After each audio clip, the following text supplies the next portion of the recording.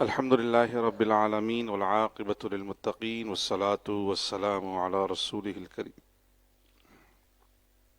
الحمدللہ والشکر للہ۔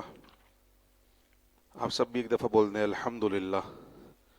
آج نماز تراویح میں 10 سپاروں کی تلاوت مکمل ہو گئی الحمدللہ، یعنی 1/3 حصہ الحمدللہ ہم نے تلاوت کر لی ہے۔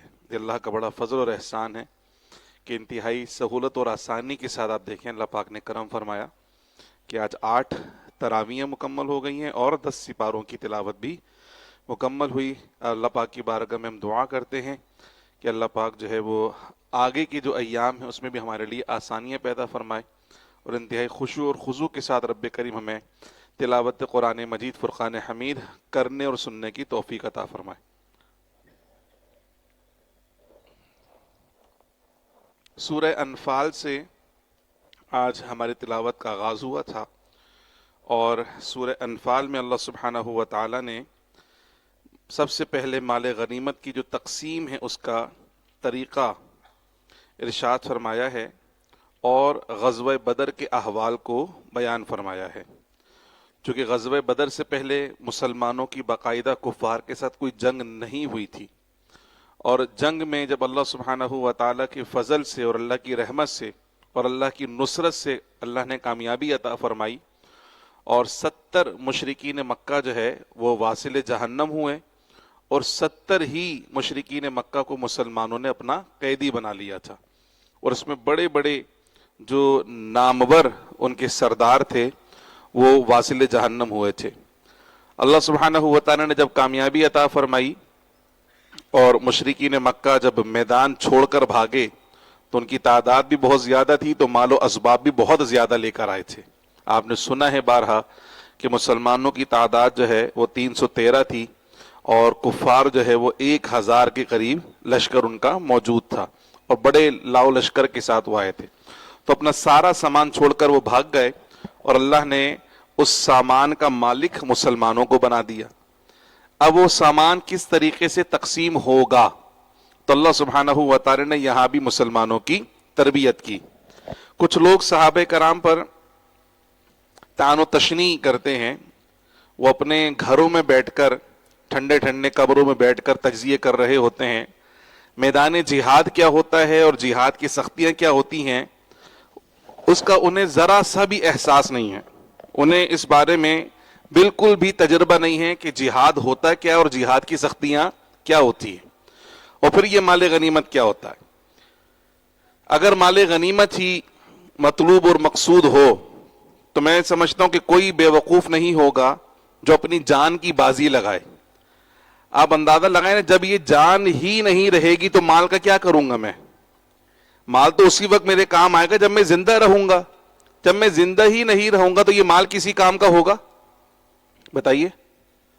تو مجاہد جو لڑنے کے لیے جاتا ہے تو سب سے پہلے تو اپنی جان کی بازی وہ لگاتا ہے۔ یہ کس کو پتا ہے کہ جناب والا زندہ واپس آئے گا کہ نہیں آئے گا؟ جب سامنے دشمن ہو اور اسلحے سے لیس ہو اور وہ قتل کرنے کے ارادے سے آیا ہوا ہو تو لوگ تو جان بچا کر بھاگتے ہیں، نہ کہ مال کے پیچھے بھاگتے ہیں، بلکہ اپنی جانیں بچانے کی فکر لگی ہوتی لوگوں کو۔ لیکن یہ صحابہ کرام ہی کا جذبہ تھا کہ وہ بے سر و سامانی کے عالم میں بھی عددی قوت کم ہو، مادی قوت کم ہو، بظاہر زمینی حقائق کمزور نظر آتے ہوں، لیکن اس کے باوجود انہیں اللہ اور اس کے رسول پر کامل یقین اور بھروسہ ہوا کرتا تھا، اور اسی بھروسے کی وجہ سے وہ کفر کے سامنے ڈٹ کر کھڑے ہو جاتے تھے۔ اب اللہ اگر اپنے فضل سے انہیں کامیاب کر دے اور دشمن مال چھوڑ کر بھاگ جائے اور وہ مال اللہ مجاہدین کے لیے حلال کر دے تو میرے خیال سے کسی کو تجزیہ کرنے والے کے پیٹ میں درد ہونا نہیں چاہیے، چونکہ یہ مال انہیں بعد میں ملا ہے، پہلے اپنے جان کی بازی انہوں نے لگائی ہے، اس کے بعد یہ مال ملا ہے۔ اور پھر اس مال کی تقسیم میں بھی ایسا نہیں کہ جس کا دل چل لوٹتا وہ بھاگتے نکل جائے، نہیں، بلکہ فرمایا ایسا نہیں ہے۔ فرمایا یسألونک عن الانفال قل الانفال للہ والرسول، یہ آپ سے مال غنیمت کے بارے میں پوچھتے ہیں کہ تقسیم کیسے ہوگی، تو آپ انہیں واضح طور پہ فرما دیں کہ یہ سارا کا سارا اللہ اس کے رسول کے حکم کے مطابق تقسیم ہوگا۔ مال غنیمت کی دو قسمیں ہوتی ہیں. ایک مال وہ ہوتا ہے کہ جو باقاعدہ جنگ لڑنے کے بعد حاصل کیا جاتا ہے، جس میں کفار کو مارا جاتا ہے، دشمن کا مقابلہ ہوتا ہے، پھر دشمن میدان چھوڑ کے بھاگا تو مال غنیمت آتا ہے. اور دوسرا مال وہ ہوتا ہے کہ ابھی مسلمان مجاہدین کفار کے خلاف صف آرا ہوتے ہی ہیں اور دشمن میدان چھوڑ کے بھاگ جاتا ہے، یعنی لڑائی کی نوبت ہی نہیں آتی، لڑے بغیر ہی اللہ سبحانہ و تعالی مسلمانوں کو کامیابی عطا فرما دیتا ہے.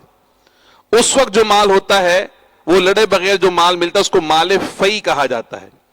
اس کے احکام اللہ پاک نے کلیتاً فرمایا کہ اللہ اس کے رسول کے لیے ہیں، اور جو لڑ کر مال غنیمت حاصل ہوتا ہے اس کے لیے فرمایا کہ اس کے 5 حصے کیے جائیں گے.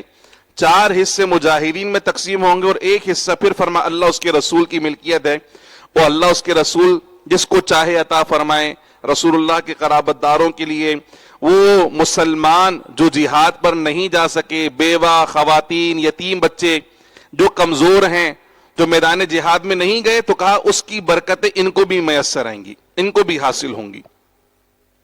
اور رسول اللہ صلی اللہ علیہ وسلم نے باقاعدہ اللہ کے حکم سے تصرف فرمایا ہے.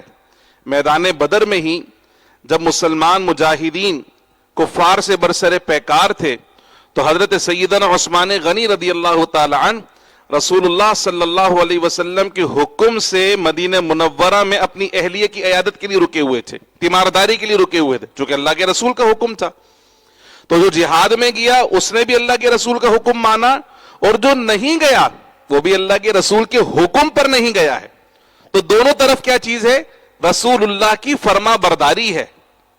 دونوں طرف رسول اللہ کی، جو گئے ہیں وہ بھی حضور کے حکم پر گئے ہیں، اور جو نہیں گیا وہ بھی حضور کے حکم پر نہیں گیا ہے. اپنی مرضی نہیں کری تھی، حضور نے کہا کہ تم نے یہاں رکنا ہے تو رک گئے.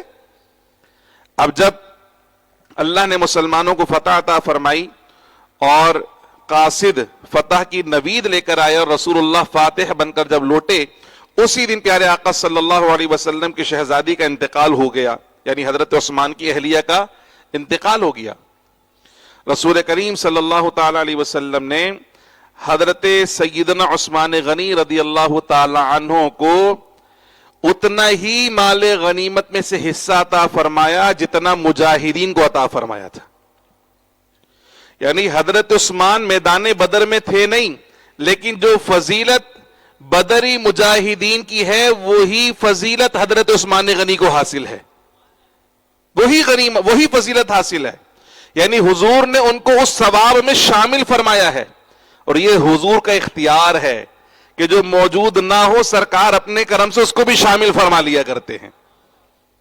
یہی وجہ ہے کہ آج جتنی کتابیں ہیں بدری صحابہ کے اسماء گرامی پر مشتمل، جن کا ہم بھی یہاں ورد کرتے ہیں، ان تمام کتابوں میں جب صحابہ کرام کی بات آتی ہے تو سب سے پہلے حضرت ابو بکر صدیق رضی اللہ تعالیٰ عنہ کا نام ہوتا ہے، پھر حضرت عمر فاروق کا نام ہوتا ہے، پھر حضرت عثمان غنی کا بھی نام ہوتا ہے، پھر حضرت علی رضی اللہ تعالیٰ عنہ کا نام ہوتا ہے.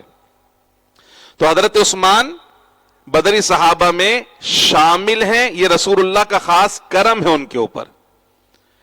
ایسے ہی جب صلح حدیبیہ ہوئی تھی اور بیعت رضوان ہوئی ہے تو اس وقت حضرت عثمان غنی اس مقام پر موجود نہیں تھے، بلکہ رسول اللہ کے حکم پر ہی مکہ مکرمہ گئے ہوئے تھے. تو کوئی بولے وہ تو بیعت کے موجود نہیں تھے. ارے بھائی بیعت ہوئی کیوں ہے؟ بیعت تو ہوئی حضرت عثمان غنی کے قصاص کے لیے تھی کہ اگر عثمان کو شہید کر دیا گیا تو اس کا بدلہ لیے بغیر یہاں سے واپس نہیں جائیں گے. اور پھر سرکار نے کتنا کرم فرمایا ان پر کہ جب تمام صحابہ کرام نے بیعت کر لی تو پیارے آقا نے فرمایا کہ یہ میرا ہاتھ ہے اور یہ عثمان کا ہاتھ ہے، اور میں عثمان کی طرف سے خود بیعت کرتا ہوں. تو حضور نے اپنے ہاتھ کو عثمان رضی اللہ تعالی عنہ کا ہاتھ قرار دیا ہے. گویا کہ عثمان مکے میں موجود ہیں مگر حضور نے ان کو بھی بیعت رضوان والے صحابہ میں شامل فرمایا ہے. تو یہ رسول اللہ کا اختیار ہے. اور پھر اللہ نے ایک اور بڑے قرب کی بات یہاں بیان فرمائی، کہا کہ اللہ اور اس کے رسول صلی اللہ تعالی علیہ وسلم کی قربت کا عالم یہ ہے کہ اللہ کے حبیب اللہ کی بارگاہ میں اتنے مقرب ہیں، اتنے قریب ہیں.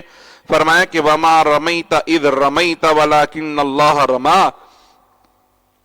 اے حبیب صلی اللہ علیہ وسلم، آپ نے جو کنکریاں پھینکی وہ آپ نے نہیں پھینکی بلکہ وہ اللہ نے پھینکی تھی. حالانکہ بظاہر سب کو نظر آ رہا ہے کہ پھینکنے والا کون؟ رسول اللہ صلی اللہ علیہ وسلم.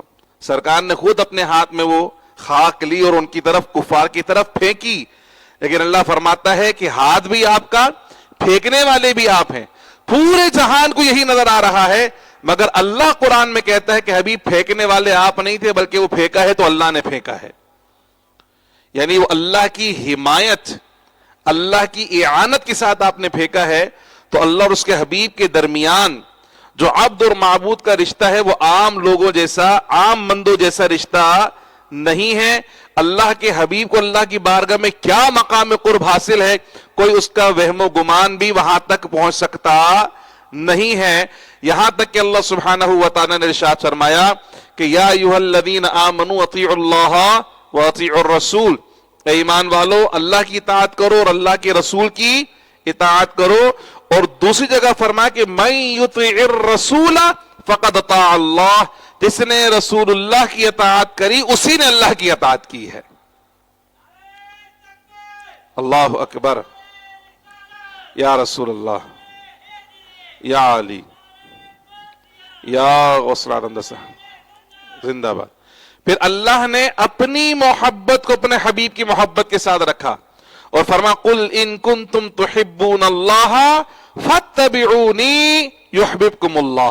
اے حبیب صلی اللہ علیہ وسلم آپ ان اہل ایمان سے فرما دے کہ اگر تم اللہ سے محبت کرتے ہو تو کیا کرو؟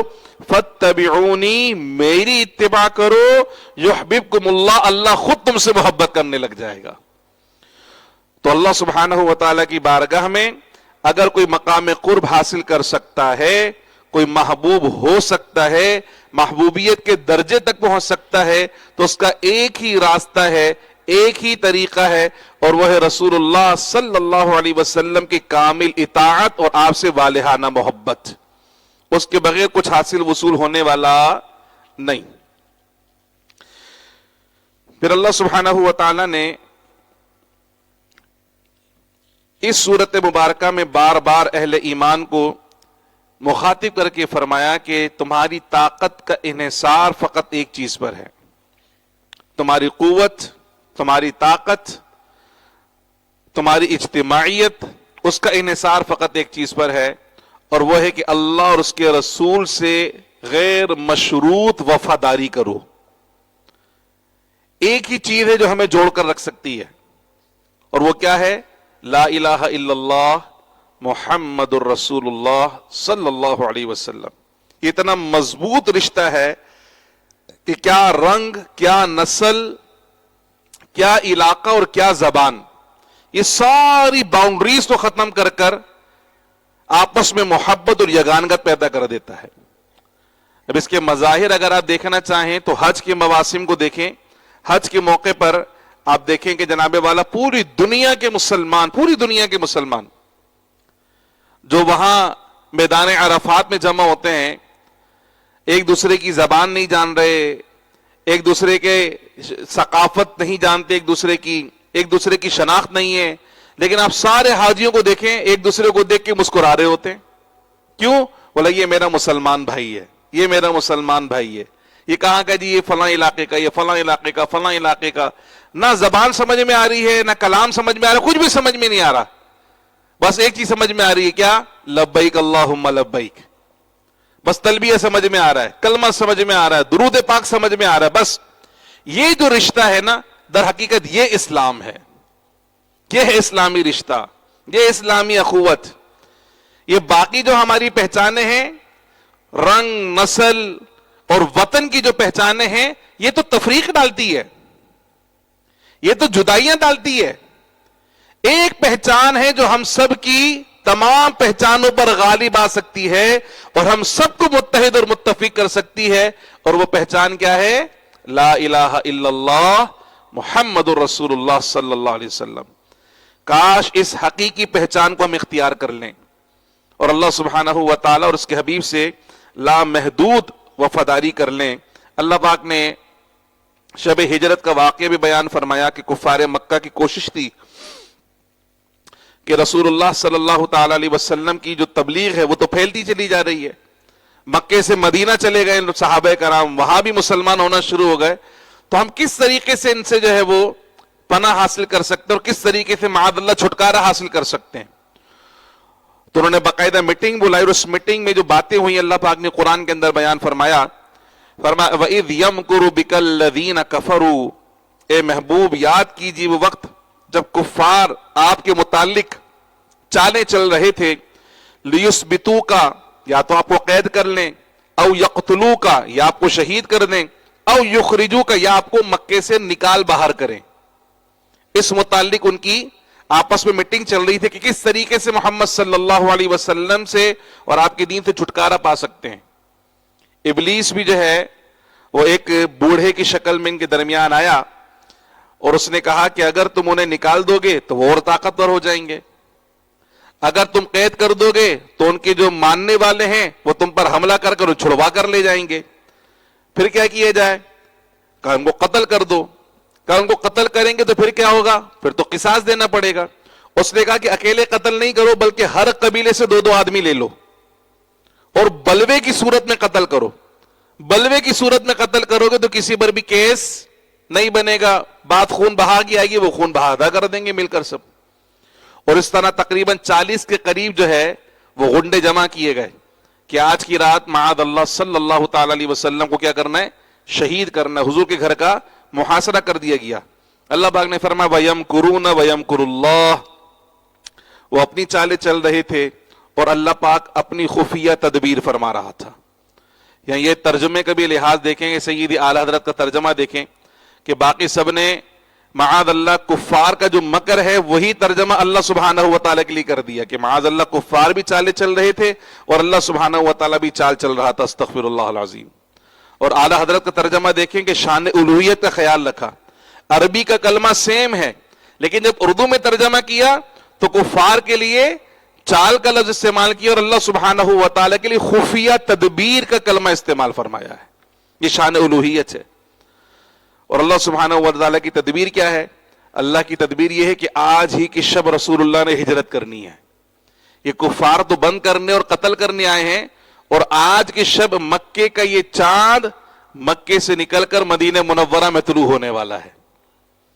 اور رسول اللہ صلی اللہ علیہ وسلم کو اللہ نے حکم دیا کہ حبیب آپ نے نکلنا ہے. واللہ خیر الماکرین, اللہ سبحانہ و تعالیٰ بہترین تدبیر کرنے والا ہے. اور پھر اس شب پیارے آقا صلی اللہ تعالی علیہ وسلم ان کفار مکہ پر مٹی پھینکتے ہوئے سرکار ان کے بیچ میں سے نکل گئے, مگر کسی کو نظر نہیں آئے. یہ سرکار کی مرضی ہے, کوئی کھلی آنکھوں سے دیکھنا چاہے سرکار اوجھل ہو جائیں, نظر نہ آئے. ایک اور واقعہ ام جمیل کا قرآن کے اندر ملتا ہے, سیرت کی کتابوں کے اندر ملتا ہے. جب سورہ لہب نازل ہوئی تو ام جمیل حضور کو ڈھونڈتی پھر رہی تھی کہ میں آج ان کی جو نا خبر لوں گی. پیارے آقا صلی اللہ علیہ وسلم سیدنا صدیق اکبر کے ساتھ بیت اللہ شریف کے اندر موجود تھے. جب ام جمیل کو دیکھا ابو بکر صدیق نے کہا یا رسول اللہ صلی اللہ علیہ وسلم, حضور یہ ام جمیل آ رہی ہے, بڑی بدتمیز عورت ہے, سرکار آپ یہاں سے تشریف لے جائیں ورنہ یہ بدتمیزی کرے گی. سرکار مسکرائے, سرکار کے لگے اس کو آنے دو, ہم اس کو نظر ہی نہیں آئیں گے. اور وہ آئی اور سرکار برابر میں بیٹھے, صدیق اکبر سے باتیں کر رہی, وہ تمہارے صاحب کہاں ہیں؟ محمد صلی اللہ علیہ وسلم. سنا ہماری ہجو بیان کرتا ہے اور اس پر ہمارے خلاف آیتیں آ رہی ہیں, کہاں ہے؟ مجھے نظر آ جائے, میں اس کی خبر لوں گی. سرکار سامنے بیٹھے مگر اس کو نظر نہیں آ رہے. حضور مسکرا رہے ہیں. سرکار نے فرمایا کہ اللہ نے میرے اور اس کے درمیان میں جبریل امین کو حائل کر دیا تھا. جبریل امین نے اپنا پر داخل کر دیا تھا, اس لیے مجھے دیکھ نہیں پا رہی تھی.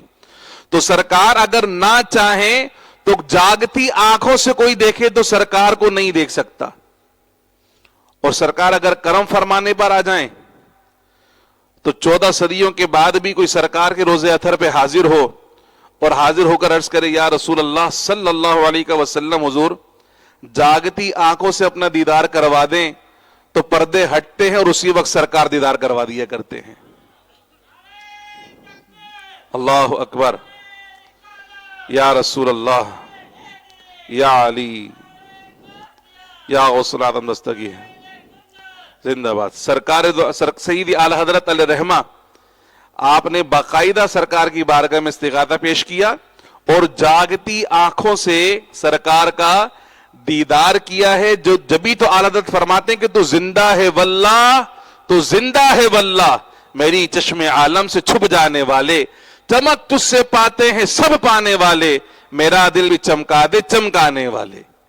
اور اس طرح کے بے شمار واقعات ہیں کہ سرکار نے اپنے روز اطہر سے دیدار کروایا، زیارت کروائی. تو یہ سرکار کی کرم نوازی ہے. چاہیں تو کوئی جاگتی آنکھوں سے دیکھنا چاہے سرکار نظر نہ آئے، اور سرکار کرم فرمائے تو بعد میں بھی جس پہ کرم فرمائے آنکھوں کے پردوں پر اپنے چہرے انور کی شبیہ ظاہر فرماتے ہیں.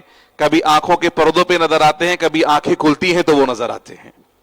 پھر اللہ پاک نے یہ فرما دیا وما کان اللہ لیعذبہم وانت فیہم وما کان اللہ معذبہم وہم یستغفرون. اس سے پہلے جتنے انبیاء کرام تشریف لے کر آئے، جب ان کی قوم نے انہیں تکلیفیں پہنچائی ہیں نا، تو اللہ نے عذاب نازل فرمائے، اور ایسے ایسے عذاب نازل فرمائے کہ پوری پوری بستیاں ختم ہو گئیں. قوم نوح، قوم عاد، قوم سمود، آگے بھی اس کا ذکر آئے گا انشاءاللہ. پوری پوری بستیاں ختم ہو گئیں، نام و نشان تک مٹا دیا. لیکن مکے والوں نے اتنا ستایا رسول اللہ کو، لیکن ان پر عذاب نہیں آیا. کیوں نہیں آیا؟ اللہ فرماتا ہے وہ بھی حبیب آپ ہی کی وجہ سے نہیں آیا ہے، چونکہ آپ رحمت للعالمین ہیں. ہم نے تمام جہانوں کے لیے رحمت بنا کر آپ کو بھیجا ہے، اور قیامت تک اب اگر کوئی مسلمان ہونا چاہے گا تو آپ ہی کا کلمہ پڑھ کے مسلمان ہوگا. اے حبیب، یہ مکے میں بھی آپ ہی کا کلمہ پڑھا جائے گا، مدینے میں بھی آپ ہی کا کلمہ پڑھا جائے گا، بلکہ دنیا کے چپے چپے میں آپ کا کلمہ پڑھا جائے گا. ہم بھلا کیسے ان کو ہلاک و برباد کر دیں؟ جو بعد میں آپ کا کلمہ پڑھنے والے ہوں گے ہم انہیں کیسے ہلاک و برباد کر دیں؟ تو فرمایا کہ ما کان اللہ لیعذبہم وانت فیہم، اللہ انہیں عذاب نہیں کرے گا جب تک آپ ان کے درمیان موجود ہیں. اور سرکار فرماتے ہیں کہ اللہ نے میری امت سے استثالی عذاب، یعنی پوری امت ہلاک ہو جائے، ایسا عذاب اللہ نے اٹھا لیا ہے. ایسا عذاب کبھی امت مصطفیٰ پر نہیں آئے گا کہ پوری امت ہی ہلاک و برباد ہو جائے، ایسا نہیں ہے. ہاں، مختلف علاقوں میں مختلف ابتلا اور آزمائش کی صورت میں کبھی زلزلہ، کبھی طوفان، کبھی سیلاب، یہ کیفیات آئیں، کبھی وبائیں پھوٹ پڑی، تو وہ الگ بات ہے. یہ اللہ سبحانہ و تعالی آزمائش کے لیے بھیجتا رہے گا تاکہ لوگ توبہ کریں اور اللہ کی بارگاہ میں رجوع کریں. لیکن پوری امت ہلاک ہو جائے ایسا کوئی عذاب قیامت تک نہیں آئے گا امت مصطفیٰ صلی اللہ علیہ وسلم پر. تو یہ بھی پیارے آقا صلی اللہ علیہ وسلم کی رحمت للعالمین کا ہی صدقہ ہے. اللہ سبحانہ و تعالی نے قرآن مجید فرقان حمید میں سورہ توبہ کے اندر بالخصوص یہ اعلان فرمایا ہے کہ اے اہل ایمان، اگر تمہیں تمہارے رشتے، تمہارے باپ، تمہارے دادا، تمہارے بیٹے، تمہارے مال، تمہاری کھیتیاں یہ زیادہ عزیز ہیں اللہ اور اس کے رسول اور جہاد سے، تو پھر انتظار کرو اللہ کے عذاب کا. آج واقعتاً ہماری عملی صورت تو یہی بنی ہوئی ہے کہ ہم مرنے سے ڈرتے ہیں. ہم چاہتے ہیں کہ بس ہمیں لمبی زندگی ملے اور دنیا کی آسائشیں اور راحتیں ہمیں ملیں، کسی قسم کی تکلیف اور پریشانی کا سامنا ہمیں نہ کرنا پڑے. جبکہ جہاد اس کی بالکل الٹ ہے. جہاد تکلیف ہی تکلیف ہے، صبر ہی صبر ہے، پریشانی ہی پریشانی ہے. تو ہم جیسا راحت قدوں کا شوقین آدمی کبھی جہاد کر ہی نہیں سکتا. جیسے 2 دن بھوک برداشت نہ ہو سکے وہ کبھی جہاد نہیں کر سکتا. جو اپنی نیند کے اندر خلل برداشت نہ کر سکے وہ کبھی جہاد نہیں کر سکتا. شوق تو وہ تھے لوگوں کو کہ بس ہتھیار پکڑا دو جا کے مار دیں گے. وہ بھائی ہتھیار پکڑانے سے پہلے ٹریننگ ہوتی ہے باقاعدہ. تمہیں اگر ہتھیار پکڑا دی تو ہتھیار اٹھایا بھی نہیں جائے گا، بجائے اس کے کہ تم دشمن کا مقابلہ کرو خود اپنا ہی نقصان کر بیٹھو گے. ایک ہتھیار ایسا ہے جو ہم سب اٹھا سکتے ہیں مگر ہم اٹھانے کے لیے تیار نہیں ہے. وہ ہتھیار کیا ہے؟ رسول اللہ صلی اللہ علیہ وسلم کا فرمان ہے سرکار کا، حدیث کا مفہوم ہے کہ دعا مومن کا ہتھیار ہے. کیا ہے؟ دعا مومن کا. یہ والا ہتھیار نہیں اٹھانا چاہ رہے ہیں. ہم بولا پسٹل دے دو ہمارے ہاتھ میں، کلاشن کو دے دو، جا کے وہ مار کے آ جائیں گے ہم، اور آپ کو لگ گئی تو پھر کیا ہوگا؟ پھر کیا ہوگا بھائی جان؟ مارنے کے لیے جو اتنی تکلیف اٹھا کے جانی ہے وہ برداشت کر لیں گے آپ؟ اتنا چل لیں گے؟ اتنی دیر کھڑے رہ لیں گے؟ اتنی دیر بھوکے پیاسے رہ لیں گے؟ ہمارے ایک دوست پڑھا کرتے تھے کہ جی تو چاہتا ہے کہ شہید ہو جاؤں، جی تو چاہتا ہے کہ شہید ہو جاؤں، پر سنا ہے جان سے مار دیتے ہیں۔ تو بھائی مرنے کے لیے، شہید ہونے کے لیے مرنا تو پڑے گا، لیکن کوئی مرنے کے لیے تیار نہیں ہے، بس وہ سمجھ رہے ہیں یہ پب جی کھیل رہی ہے۔ بھائی جہاد پب جی نہیں ہے، سمجھ رہے ہیں؟ یہ پب جی غیر حقیقی دنیا ہے، وہاں آپ بڑے ہیرو بن سکتے ہیں، آپ نے بڑے دشمن مار دیے، لیکن حقیقی زندگی کا جہاد یہ آپ کے موبائل گیم کی طرح کا نہیں ہے۔ اس کے لیے اپنے آپ کو سب سے پہلے ایمانی طور پہ تیار کرنا پڑتا ہے، پھر روحانی طور پہ تیار کرنا پڑتا ہے، پھر جسمانی طور پہ تیار کرنا پڑتا ہے، پھر نفسیاتی طور پہ تیار کرنا پڑتا ہے۔ بہت تیاری ہوتی جہاد کے لیے۔ تو یہ جو ہتھیار ہم اٹھا سکتے اس کے لیے ہم تیار نہیں ہوتے۔ ابھی صرف میں 10 منٹ کی دعا کر لوں نا، آپ دیکھنا اپنے آپ کے ہاتھ کہاں آ جائیں گے، یوں ہاتھ رہیں گے نہیں کسی کے، سب کے ہاتھ کہاں ہوں گے؟ گودوں میں ہوں گے، تھک جائیں گے، سب تھک جائیں گے۔ 10 منٹ کے لیے دعا کے لیے ہاتھ نہیں اٹھا سکتے، تم ہتھیار اٹھاؤ گے یار؟ اپنے مظلوم بھائیوں کے لیے آپ ہاتھ نہیں اٹھا سکتے، سچ بتا رہا ہوں میں آپ کو۔ اپنے مظلوم بھائیوں کے لیے کبھی رات میں کھڑے ہو کر آدھے گھنٹے اس طرح کرے کھڑے ہو کے کبھی دعا کریے؟ یہ ہاتھ نہیں اٹھائے جا رہے ہم سے، یہ والا ہتھیار نہیں اٹھایا جا رہا ہم سے، اور ہم خواب و خیالوں کے اندر کی جناب والا ہم کلاشن کو اٹھائیں گے، مشین گن اٹھائیں گے اور جا کے وہ اسرائیل کو تباہ کر کے آ جائیں گے ہم۔ جذبہ ہونا چاہیے، بلا شبہ ہونا چاہیے، لیکن حقیقی جذبہ ہونا چاہیے۔ یہ فلم اور ڈرامے والی کہانی نہیں ہے۔ حقیقت میں جہاد کب ہوگا؟ جب ہماری نیتیں صاف ہوں گی، جب ہمیں اللہ اس کے رسول سے محبت ہوگی، جب ہم غلبہ اسلام کا شوق رکھیں گے۔ ہم لڑنے کیوں جا رہے ہیں؟ پیچھے مقصد کیا ہے؟ موٹیو کیا ہے؟ پرپس کیا ہے؟ یہ ساری چیزیں ہوتی ہیں جہاد کے لیے۔ ایسے نہیں ہوتا کہ کچھ بھی اٹھا اور کچھ بھی کر دیا۔ تو کم سے کم جو پہلے یہ والا جو ہتھیار ہے اس کے لیے تو پریکٹس کر لو، تھوڑی سی پریکٹس اس کی کرو، ہاتھوں کو اٹھانے کی، اللہ کی بارگاہ میں مانگنے کی، گڑ گڑانے کی۔ یہ والے ہتھیار تو ہر کوئی اٹھا سکتا ہے نا۔ تو کم سے کم اپنے مظلوم بھائیوں کی مدد کے لیے یہ والا ہتھیار لازمی اٹھایا کریں، ان کے لیے رو رو کر گڑ گڑا کر دعائیں کیا کریں کہ اللہ سبحانہ و تعالی خاص کرم فرمائے۔ ہم تو ہیں ہی بزدل، ہم اپنے مظلوم بھائیوں کی مدد کر ہی نہیں سکتے، ہم تو ان کے لیے آواز بھی صحیح سے بلند نہیں کر سکتے، ہم تو ہیں ہی بزدل نکمے ناکارہ۔ لیکن اللہ اس بات پر قادر ہے کہ اپنے ان بندوں کی آزمائش کو جلد سے جلد ختم کرے، انہیں راحت اور سکون عطا فرمائے، ظالموں کے ظلم سے نجات عطا فرمائے، اللہ غیب سے اپنے لشکر ان کی مدد کے لیے بھیجے۔ چلیں اللہ سبحانہ و تعالیٰ کی بارگاہ میں ذکر کرتے ہیں اور دعا کرتے ہیں کہ اللہ تعالیٰ عافیت کا معاملہ فرمائے۔ حسبی ربی جل اللہ ما فی قلبی غیر اللہ نور محمد صلی اللہ لا الہ الا اللہ لا الہ الا اللہ لا الہ لا الہ الا اللہ لا الہ الا اللہ لا الہ الا اللہ لا الہ الا اللہ لا الہ الا اللہ لا الہ الا اللہ لا الہ الا اللہ محمد رسول اللہ صلی اللہ تعالی علیہ وسلم۔ آمین۔ الحمدللہ رب العالمین والصلاة والسلام علی رسول کریم۔ اللہم ربنا تقبل منا انکا انت السمیع العلیم وتب علینا یا مولانا انکا انت التواب الرحیم۔ یا اللہ یا رحمان یا رحیم، رحمت والے عشرے کے صدقے میں ہمارے مظلوم فلسطینی مسلمان بھائیوں پر رحم فرما دے۔ الہ العالمین ان ظالموں کے ظلم سے نجات عطا فرما۔ جس طرح میدان بدر میں تو نے اپنے غیبی لشکروں سے مسلمانوں کی مدد فرمائی، میرے مولا آج بھی اپنے ان بندوں کی غیبی لشکروں سے مدد فرما دے۔